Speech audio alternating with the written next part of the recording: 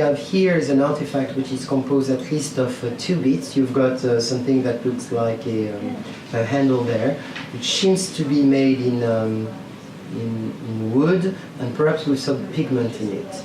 And what you can see here is the part, that part of the handle has been first engraved and even incised. There is some incision. And inside this incision, there's been some line that has been applied, creating a sharp contrast with the background, if you wish. Interestingly enough, in the middle, this is either there is some red pigment on the overall here, but here it has been either left black or red.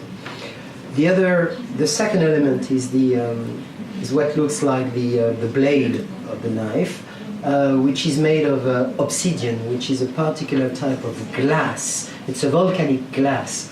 The knife comes from the Bismarck Archipelago in Melanesia, just north of New Guinea. The Bismarck Archipelago is composed of the Admiralty Island, part of a new island, New Britain. And that's an area which has been, in fact, very, very interesting, archaeologically speaking, because that's an area in which there have been a lot of exchanges. One of the major characteristics of Pacific lives is we are in a maritime environment, so those people are, the coastal people and people living on islands, are navigators. That means that they are probably the first navigators, transoceanic navigator of the history of humanity, because they populated also the Pacific.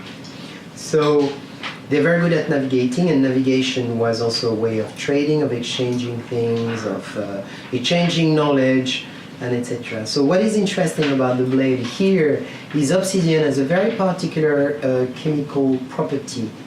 Every single source of obsidian bears, if you want, a particular chemical trace, which means that you can trace back every single obsidian to its point of origin. And they are identified sources of obsidian in the Pacific.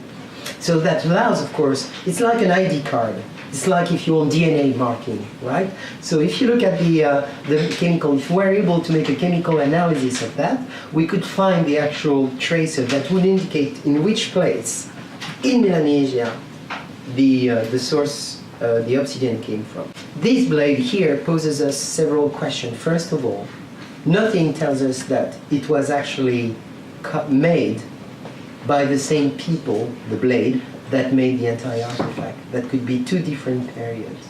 That's one. I don't know. The second is the knowledge of napping those could have been transmitted up until well into the 19th century. And indeed, we know, for example, that Aboriginal communities used a part of the glass isolators of electrical posts in the 19th century, and they napped it in a very beautiful way to make arrowheads or knives and etc. using industrial glass. So you see there's the difference between the material and the technique of making it.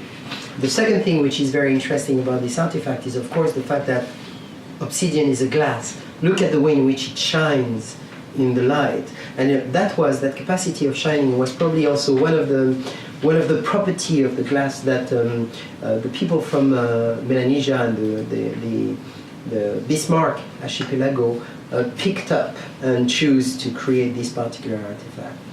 Now, the good question that you ask is the use, right? Of course. So it's a knife. So we would think a knife is made for to cut things. We don't know, in fact, right? Were they made to cut what?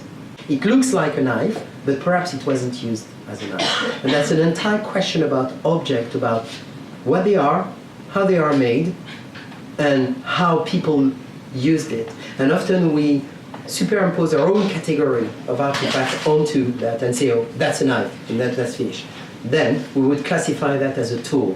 But perhaps that was something else. Perhaps that was a valuable, perhaps that was a ritualistic object. That could even be an ancestral figure.